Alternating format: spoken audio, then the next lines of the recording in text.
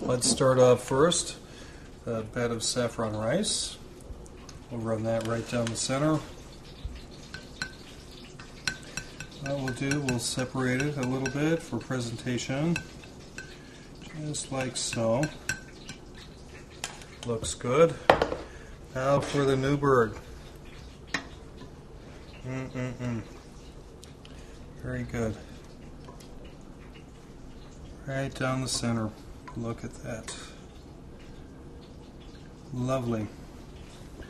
Lovely, lovely, lovely dish here. Very good. Now we'll have a taste.